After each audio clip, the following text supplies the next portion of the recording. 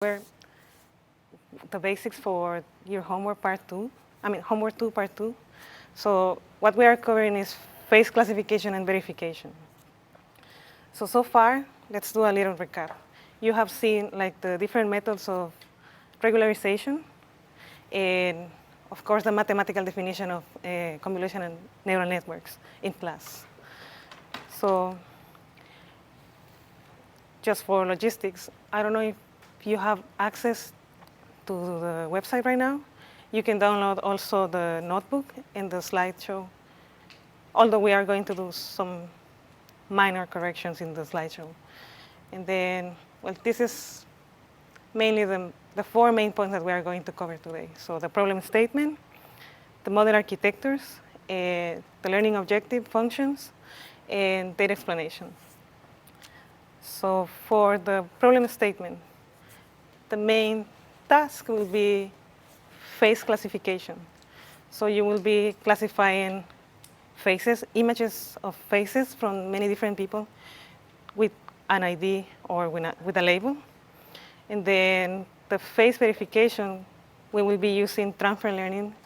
You will have to train that neural network, the convolutional neural network that you will have from the classification part into the phase verification. And using phase embeddings or features from the previous part.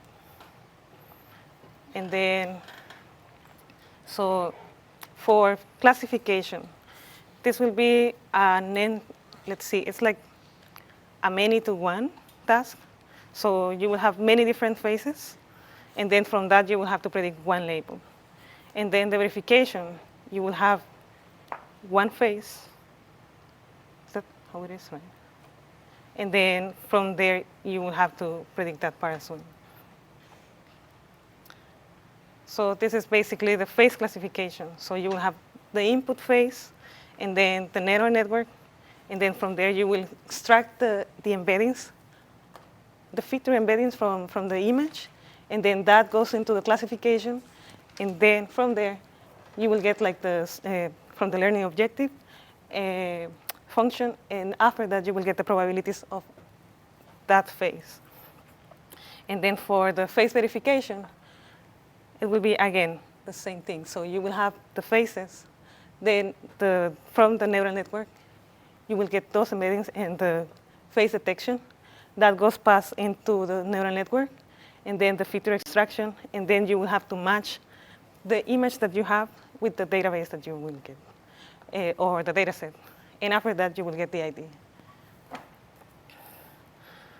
So one handy thing that will come on this assignment is that hasn't come in the previous assignment is that you will be using open set and closed set. So for the open set, let's see, the closed set will be like the training data. So you have a specific number of data points, or in this case, phases. And the test set will be different images and different labels that are not encountered in the training set.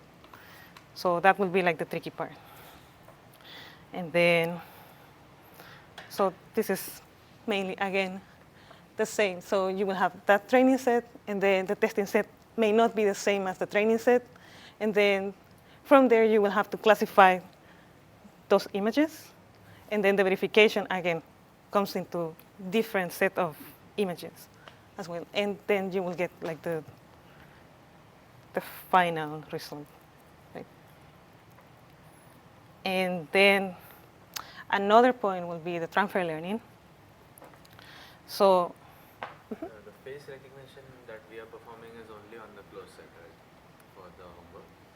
The face recognition, yes. The classification problem is on closed set, but the verification problem, so the idea here is like when you classify, it's end-to-one classification, like out of a given set of data, you would just classify the input as either one of the class. But during the verification part, what you do is like from all the given classes, you just verify whether the input image belongs to any one of the class. So like it's like predicting which class the image belongs to. So that might be a case that the image that we pass doesn't belong to any class. So that makes it an open set problem.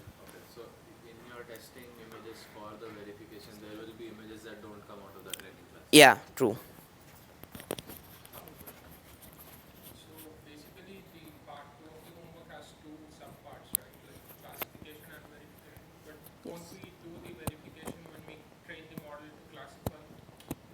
So this is what you do, like when you train the classification model. If you can just go a few slides back. Where? Yeah, a little more. Yeah, here. So like when we classify, we are generating these embeddings, right?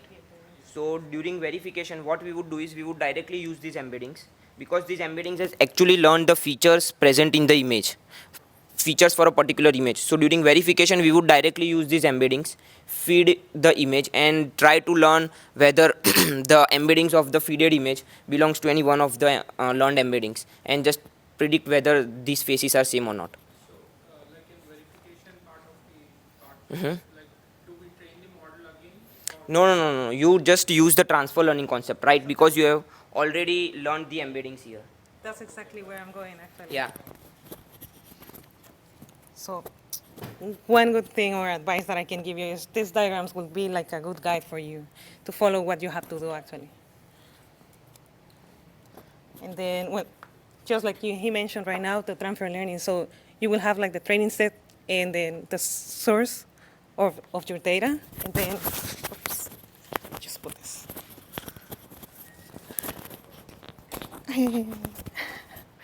So you will have all that data set and then your source model or your convolutional neural network. And then, so you will have, let's see, training all that information and then passing the model to your verification set with the previous part. So it will be basically, you will develop a model approach and then select the source task, develop the source model, and then reuse that model into your verification test. Does that make sense? Okay. Oops.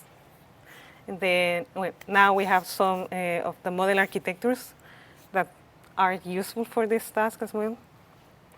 So just make sure that your input channel for the first layer of your neural network will be of 3, size 3, because of the RGB, the images.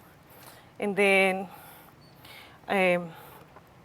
make sure that when you update the height and weight and not the batch size number of your model. And also you can use a tapering method. This technique is basically you make your stride and your filters larger at the very beginning of your layers. And as your neural network goes deeper, you reduce the number of strides and the number of layers, and the number of filters as well. So the first one that we have is AlexNet. This was published in 2012, and it got famous because it uses ReLUs and what was the next one? It uses ReLUs activations and dropout layers. So as you can see, this is basically like the model that goes into. And by the way, in all of the architectures that I'm going to mention, the paper is right there, so you can go into the details of the architecture to see how they develop that. And after that, after the AlexNet, it comes to BGGNet. So this one got very,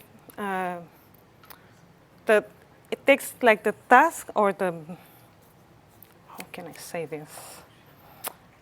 Like the main point of the BGNet reinforces that a neural network has to be deep. Although it decreases the error loss, but as it goes deep, it decays the error. And that wouldn't be useful later, so it gets stagnant. After that, so it becomes ResNet. So for ResNet, the neural network uses a block type of module. So it takes the module, and after that, it passes that block from one layer to the following layer. And it decreases the depth also, and it becomes better with the error. a subsequent architecture comes from ResNet is DenseNets. Uses similar kind of structure, but it's a more compact and reduces many of the previous things. So it uses convolutional layers in between of those blocks. So you can come if you want. And then, so probably with more, are you better with MobileNets? Yep. I just get to forget. So MobileNets come on 2017.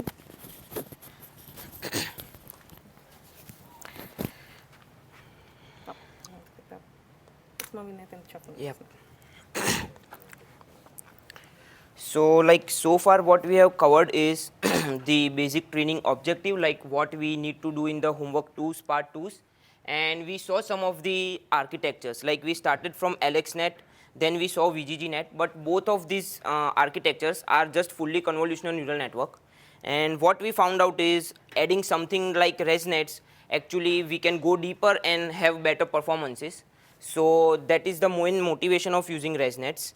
And DenseNets actually was an extension to ResNet, such that DenseNet architecture stacks few dense blocks and actually uses the batch normalization and ReLUs in every layer.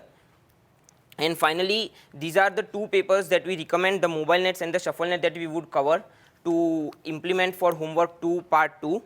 So the basic idea I think Kangri covered in the previous recitation about MobileNet is something very simple. Like instead of a full convolution, we do something known as a depth-wise convolution.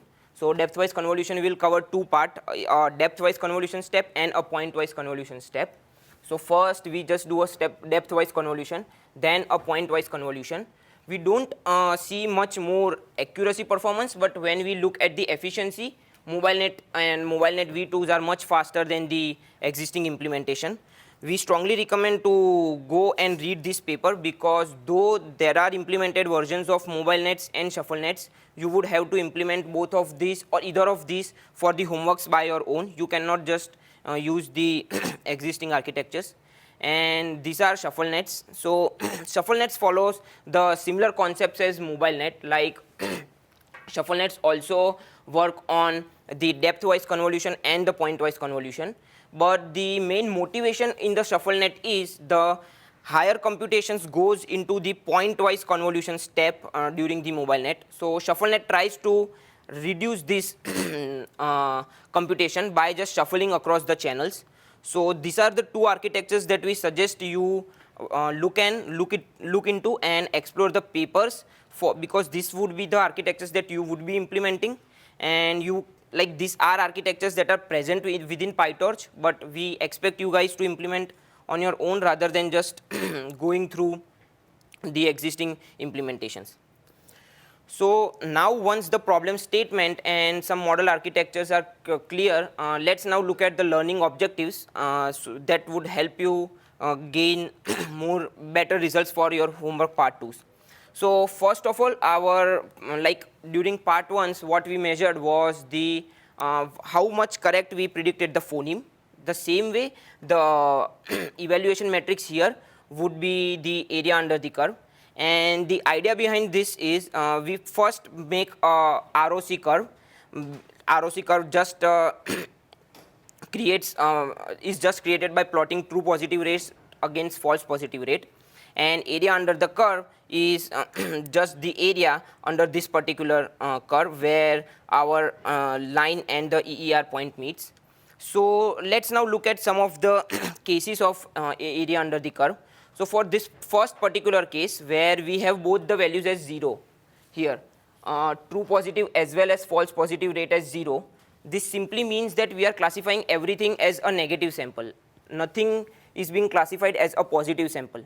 And so if our model gives us something like a 0 AUC, then this simply means that this is the poorest model that we can train, because we may as well just flip the outputs and we can just get an AUC of 1, which is also not very useful, because for AUC as 1, we just classifies everything as positive rather than learning anything. The other case could be our true positive and false positive rates falls short of 0.5, so somewhere between here, somewhere between this region. And what that means is a randomly selected negative example is actually ranked higher than a randomly selected positive example, because false positive is just 1 minus specificity and true positive rate is just the sensitivity. So here also we can say that our model is learning something, but our model is not optimal. So an optimal model would have a AUC somewhere between 0.5 to 0.1. 0.5 and 1 means that it ranks a random positive sample higher than a random negative example, which we want, right? Like if we are classifying two faces, the thing that we want to solve is when we give a pair of image having same label, we want to verify it correctly.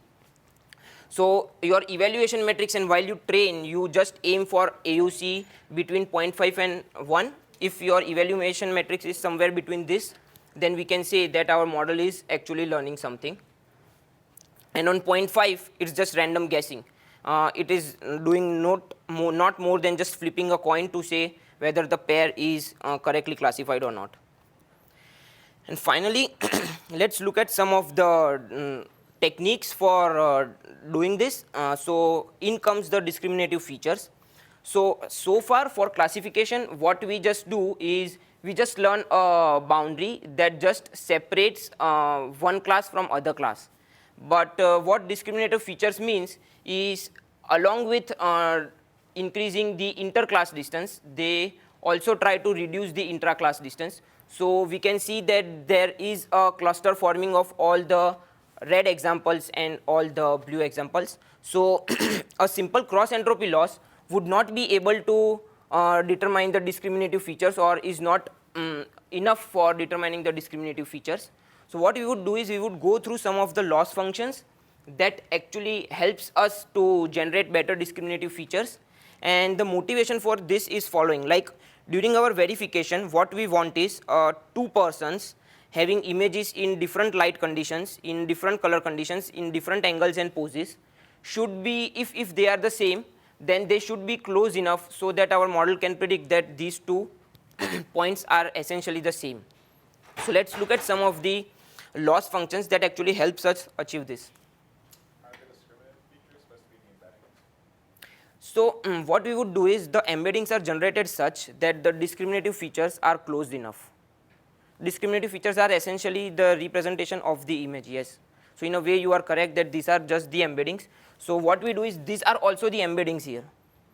These are also the embeddings, but embeddings are not close enough. What we would do is, if an image is in the same class, then we want something like this, where all the embeddings of a single image just clubs together. Because different embeddings of same persons just represents the, like if two different embeddings are taken in a different color pose or light pose, but they are close enough, then they are essentially the same. So in comes the center loss.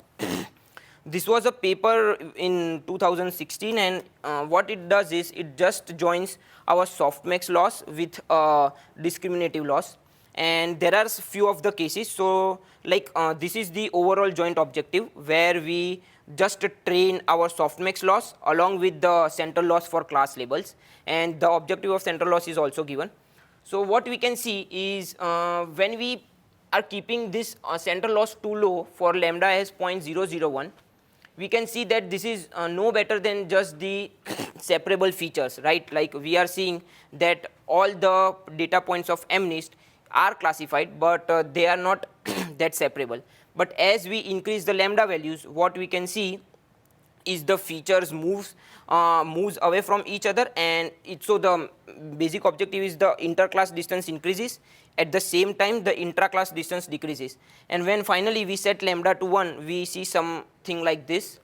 So like this simply means that any image as 9 is along this cluster only. So this means that we have learned a representation such that our intraclass distance is too low and interclass distance is too high. So this is something that we should look for. And finally, this contrastive loss is like is useful in like one-shot learning. In contrastive learning, what we do is we pass two of the examples, x1 and x2. We train it on the same neural network and find out whether they are similar or not. Once we find, this is our loss objective. So if they are indeed similar, then this would become the objective to minimize, and if they are not similar, then this would become the objective to minimize. And what we can observe from here is this particular thing would be only less than 0 when this distance is greater than our margin m. So what we actually try to do is to penalize the loss when they are not equal, such that this distance increases, and this simply means that all the distance between zi's and zj pairs would be greater than our margin m. So we move the embedding features farther away when they are not equal, and while reducing this means that if they are indeed similar, then we just try to reduce the distance. So this achieves a common objective as the center loss defined, but just in a different way. But just make sure, guys, that this particular contrastive loss is a very unstable loss, so this is only useful for fine tuning rather than actually learning. And finally, triplet loss. So what triplet loss does is it generates pairs of data. It creates an anchor, a positive pair and a negative pair, and it tries to achieve the similar objective, that it tries to reduce the distance between anchor and the positive pair, and it tries to increase the distance between anchor and the negative pair. But one of the things that we found while implementing triplet loss is the following. Triplet loss actually pairs or permutes the entire data set. So what happens sometimes is, if you have a data set large enough, you end up permuting way too many features, like way too many examples. So this entire thing blows up, as in, let's say for n number of images, you would have some exponential power of n such examples, and the training takes a huge time. So if you are implementing your homework 2's part 2's, we would strongly recommend to implement a center loss along with the normal cross entropy loss. And these are some losses for verification task. So first is just the pairwise loss, and in it what we try to achieve is this blue curve is of the mismatch points, and this orange curve represents the PDFs where the points matches, and we try to minimize this. Like, this area should be minimized so that we have two of the curves with no overlapping areas, which would only mean that we have achieved a achieve embeddings under which we have like the similar examples and non-similar examples does not match. And now the last loss is the angular softmax loss. But for that, let's just first visit the softmax loss. So here what we have done is we have just created the softmax loss for two of the, like, for a binary classification. So this is the decision boundary predicted by our softmax loss for just two, like, during our binary classification. In that we have this following, like w1 minus w2 times of x plus b1 minus b2. So what angular loss does is it combines the Euclidean margin with the softmax loss, and formulate an angular interpretation of softmax that can be projected on a hyperspheric manifold. So what does this means is, instead of working with our Cartesian coordinates, we would be shifting to our polar coordinates for calculating the angular softmax loss. So let's say this is the original space, and this is how the data is for two particular image, and this is the general softmax loss given. So what our angular softmax loss does is it first project this onto a sphere. So this is essentially the same representation, but just onto a spherical or a polar coordinate, where we see that we are having these biases weight 1s and weight 2s. And now what we can do here is we can just increase the distance or the thetas between these two and learn the better representations. So this is what we would do. And this can be essentially expressed when we just normalize the weights to 1 and set our bias to 0. What does this means is the decision boundary can just be represented using just the simple equation cos theta 1 minus cos theta 2. And what would this mean is, if we have learned some good representations, then theta 1 and theta 2 would be equal, and this would just be a angle bisector. So this is what we try to achieve. Like this is the output of the modified softmax loss, and when projected back to our embedding space, we get something like this, where we can easily see that here the samples from different classes leaked into one another, which does not happens here in with modified softmax. And finally, the angular modified softmax, what it does is, just for two classes, it penalizes the theta for that particular class with a factor of m. So this means that this drives this thing further away. So for every yellow example, we would get a larger W1 here, and for every pink example, we would get a larger W2. And this is just the visual representation of the thing that we just went through. So this is the loss in the Euclidean margin. And finally, this is the modified softmax loss, where we actually, in the polar coordinates, we actually learned the representations such that all the interclass distances is maximized and all the intraclass distance is minimized. So far what we have looked at is the problem statement, that is the verification and classification and the motivation of open set and closed set problems. We went through some of the model architectures and the legacy model architectures like LXNets and VGGNets, and finally we looked at the ResNets and DenseNets.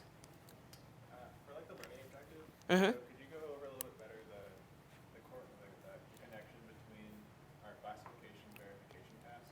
So are we doing any like training on verification, or are we just like using what we did for classification? Yeah, so there is actually no training part involved while we do the verification task. What we just use is the embeddings generated in our classification part, and we just pass a pair of examples into the network and just try to see whether our embeddings are good enough to classify this pair as correct, like are similar or not. And for that we have all this sort of losses, right?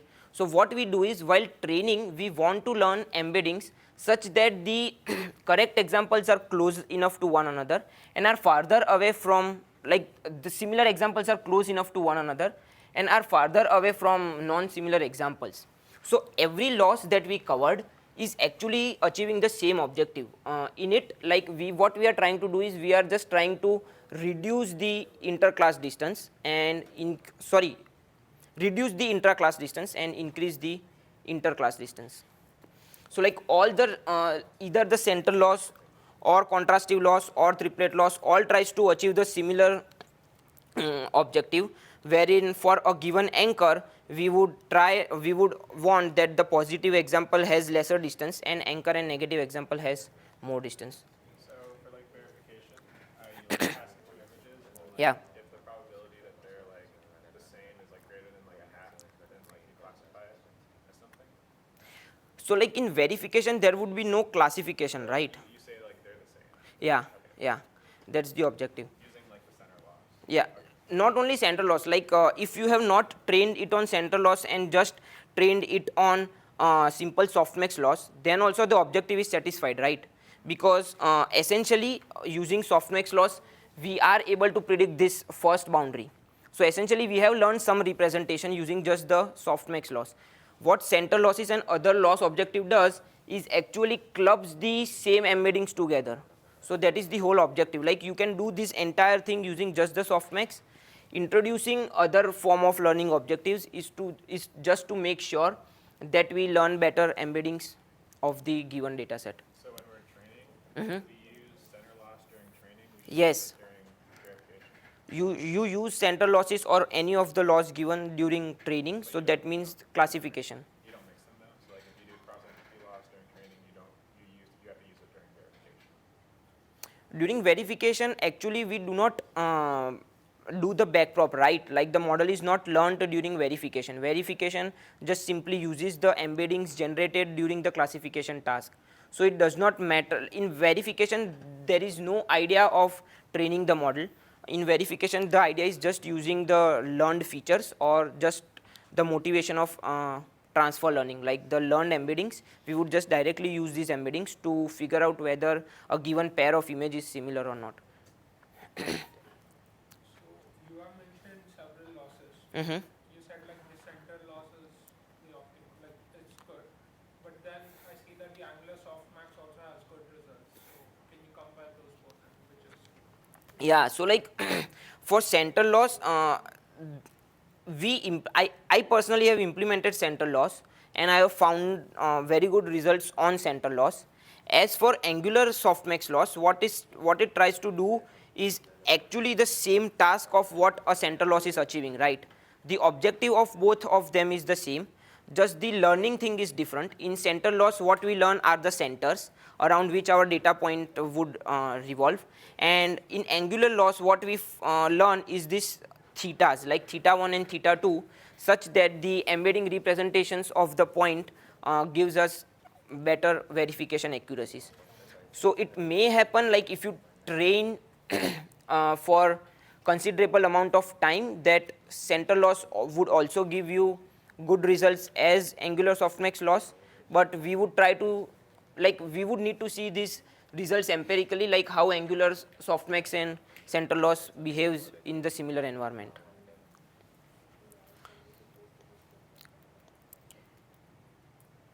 Yeah, so like here we covered the problem statement, we covered some legacy model architectures like LXNet and VGGNets, and finally we looked at the ResNets and some variations of ResNets like ShuffleNet and MobileNet. We looked at the learning objectives that would help us to achieve better representations during our classification, which can be then just used in our verification part. And so this is the overall idea of homework 2 part 2. And finally what we would do is we would just go through the notebook for recitation 6.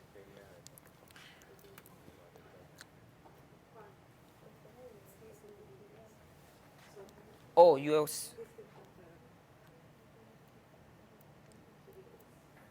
Oh, okay.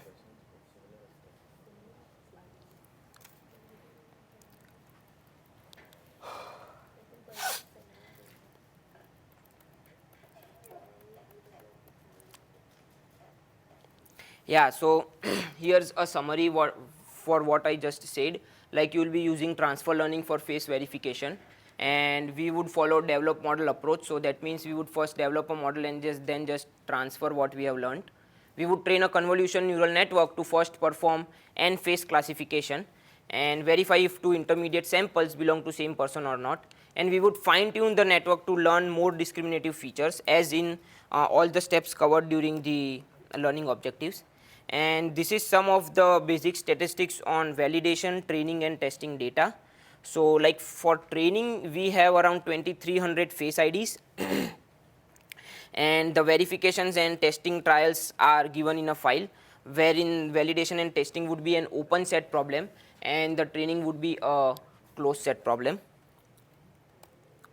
And this is like basic representation of the format of the file. So the first column contains the file ID and the second is the label, like whether these two have the same label or not. We can see that these both the images belonging to different files but have the same label. And now the Jupyter notebook.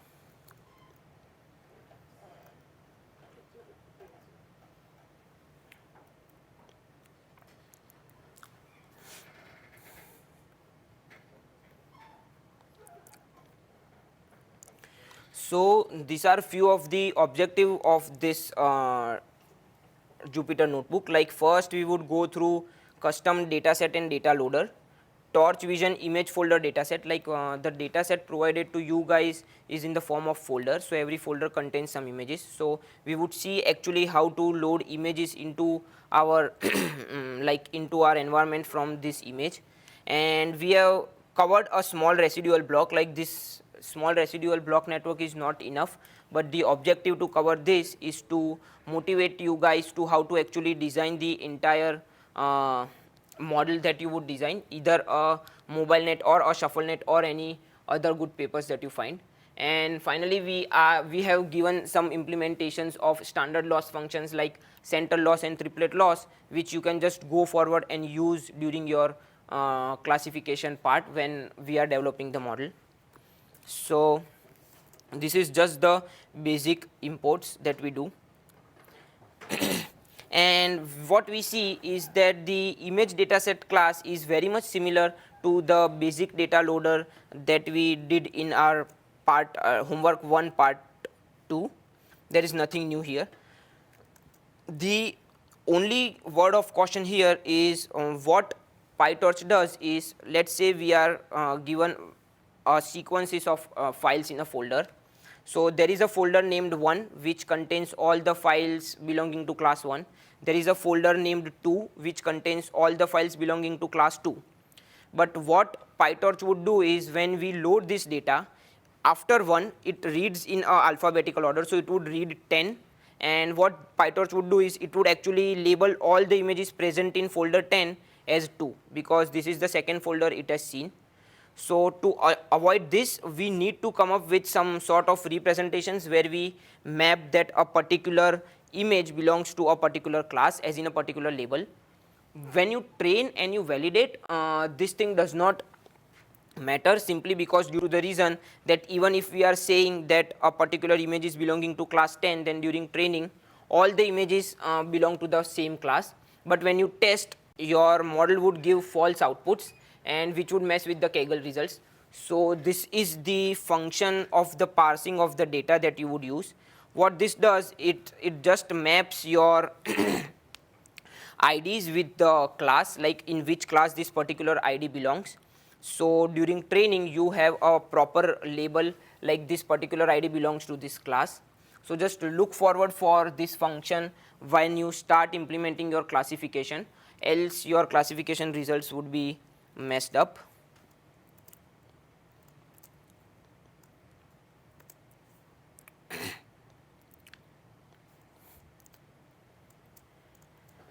And this is basically how we load the datasets from an image folder to our environment. Like we just pass torch vision.datasets.image folder, and what this would do is this would actually pass everything on to our image folder dataset class that we have defined, and from there on it's just simply a task of getting an item by index.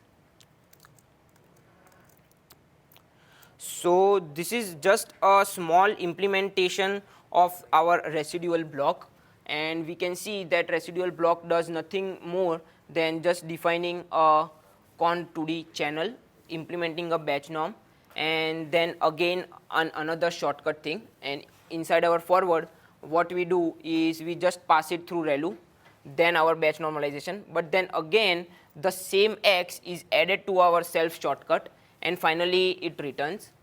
This is just a basic residual block. When you implement your classification for homework 2 part 2, what we want you guys to do is to write similar functions for not only the residual blocks, but for your inverted residual blocks, your bottleneck layers, everything. So just put that in another file, and then just come up with some architecture like this. So instead of what in homework 2 part 2 we did, homework 1 part 2 we did was we just created a single file where we just defined a network. This thing would simply be not feasible here, because this init would be the entire mobile net or the shuffle net implementation rather than just a residual block. So you should be, what you should be doing is you should be defining a network like this somewhere else, and then just calling such basic blocks or parts of blocks inside your final network architectures. And this is just the train loop, validation loops, and the test loops for actually getting the data out. So once you have your implementation of the given algorithms, what you can just do is just take this train loop and validation loop from here and just use them.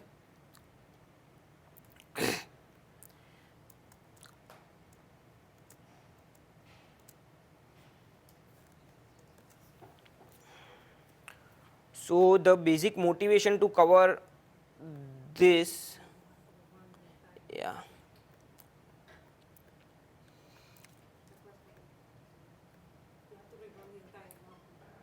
Oh shit, why?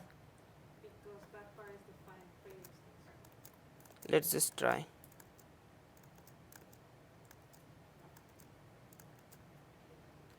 this trains. So what we expect you guys to work on is, instead of this single residual block, just come up with an entire architecture, and once you are able to achieve that, everything from there, like loading the data sets or writing a train loop or writing a classification loop, loading the images, everything is given here. And finally some implementation for center loss. So what once you guys go through the paper, you would be able to see what is going on in forward here, and this is how we just define the forward and the train loop, wherein we can see that this is the common objective. L loss is nothing but simply our softmax loss, and C loss is our center loss. And what we do is just add the L loss and the center loss, and then we just do a backwards from here.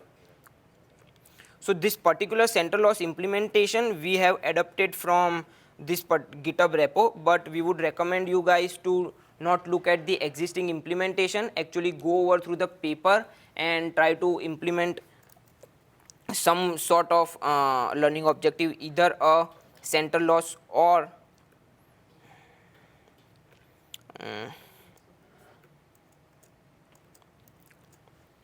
a triplet loss, where in triplet loss we are just doing the same thing. We are just defining a face image and we are just generating a pair of triplet, and then what we would do is we would just compare the training objective here we would be to come up with a distance, to come up with the representation such that if two images belongs to the same class, then their distance is minimum, and if two images belongs to the different class, then their distance is maximized.